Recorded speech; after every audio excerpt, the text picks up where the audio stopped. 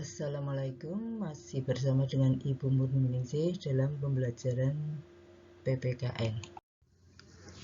Menumbuhkan kesadaran terhadap Undang-Undang Dasar Negara Republik Indonesia pada sub D, yaitu melaksanakan dan mempertahankan Undang-Undang Dasar Negara Republik Indonesia tahun 1945.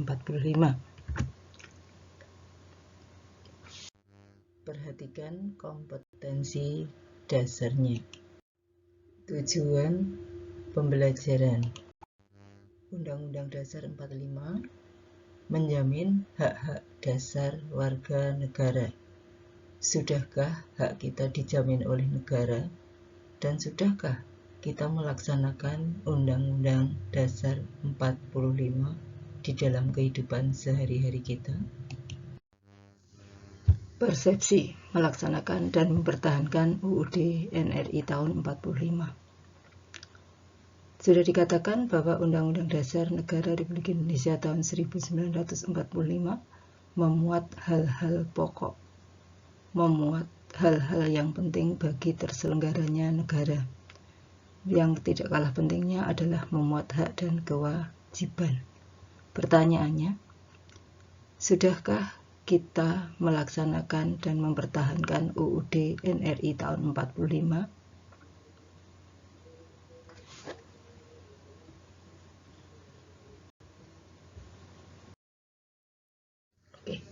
Kita sekarang memasuki ke materi, yaitu D. Melaksanakan dan mempertahankan UUD NRI tahun 1945. UUD itu memiliki sifat supel dan rigid, karena memang dibenarkan yang namanya Undang-Undang Dasar itu dirubah supaya tidak ketinggalan zaman, supaya sesuai dengan kekinian. Oleh karena itu, MPR telah melakukan amandemen sehingga lahir adanya pasal 37 ayat 1 sampai dengan 5 yang memuat syarat dan ketentuan dirubahnya Undang-Undang Dasar. MPR sebagai lembaga yang punya wewenang merubah Undang-Undang Dasar telah menyusun kesepakatan dasar berkaitan dengan perubahan UUD NRI tahun 45, yaitu disusunlah pasal 30. Kesepakatan dasar tersebut meliputi tidak mengubah pembukaan, tetap mempertahankan negara kesatuan, mempertegas sistem pemerintahan presidensial. Kemudian mungkin timbul pertanyaan yang anak-anak sudah tahu jawabannya, yaitu mengapa pembukaan UUD 45 tidak dirubah? Mengapa pembukaan UUD 45 tidak boleh dirubah? Alasan yang sangat mendasar sekali, yaitu karena pembukaan UUD 45 memuat dasar filosofi bagi berdirinya Negara Kesatuan Republik Indonesia. Anak-anak bisa lihat pada alinea ketiga dan alinea keempat. Seandainya pembukaan dirubah, maka berarti robohlah Negara Kesatuan Republik Indonesia. Kemudian berdasarkan pengalaman sejarah, negara kita pernah berbentuk serikat. Dan ternyata dampak dari bentuk negara serikat tidak sesuai dengan alam Indonesia. Banyak sekali peristiwa yang terjadi pada masa tahun 49 sampai 50, ya, ketika negara kita berbentuk TRIS. Kehidupan kenegaraan yang tidak stabil, kemudian terjadi banyak pemberontakan.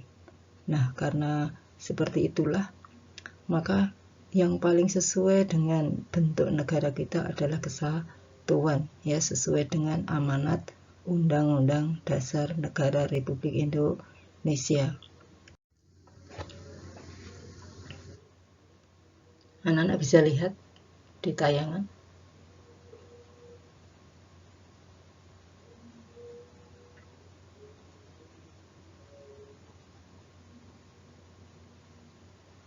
Kita pernah juga melaksanakan sistem pemerintahan parlementer.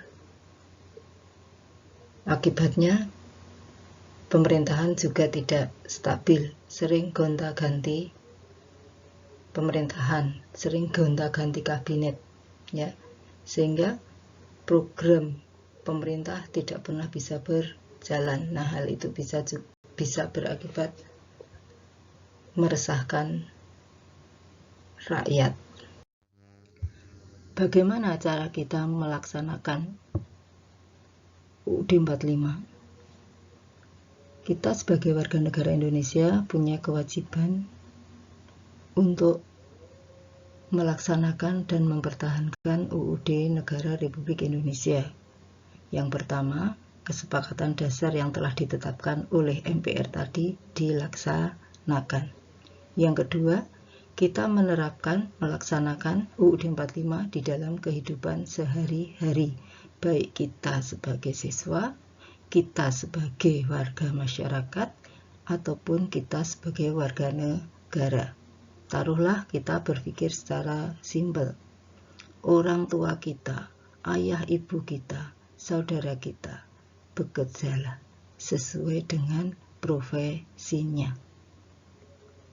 Siswa sebagai seorang pelajar, belajarlah dengan rajin, karena siswa adalah generasi yang akan meneruskan keberlanjutan hidup dari negara ini.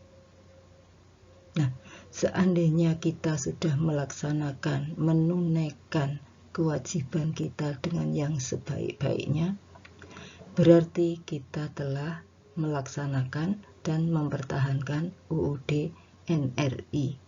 Artinya, yang terpenting adalah apa yang telah diatur di dalam kehidupan bernegara, maka kita laksanakan di dalam kehidupan nyata, di dalam kehidupan sehari-hari, mulai dari diri kita sendiri, mulai dari rumah kita sendiri. Insya Allah, kalau seandainya setiap anak Indonesia, setiap warga negara Indonesia melaksanakan apa yang menjadi kewajiban dasarnya sebagai manusia ataupun sebagai warga negara, maka kehidupan akan berjalan dengan baik.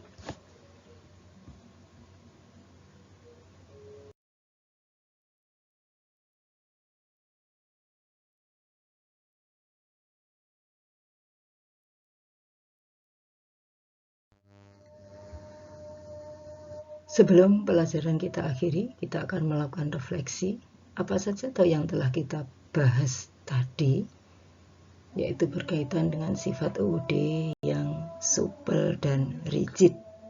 Supel dan rigid.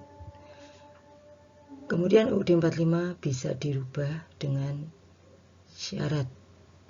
Dasar perubahannya adalah pasal 37.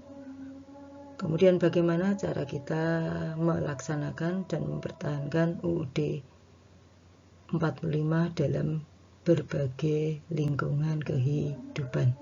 Nah, semoga apa yang kita bahas hari ini dapat bermanfaat. Nah, untuk pertemuan minggu depan, kita akan literasi bab 3, yaitu makna peraturan perundang-undangan. Silahkan kalian buka, kemudian dibaca, kemudian buat catatannya.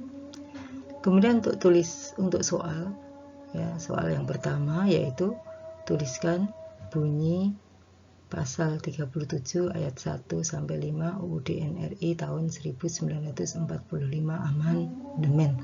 Soal yang lain akan Ibu berikan dalam bentuk MS Word. Oke, mungkin sekian dulu.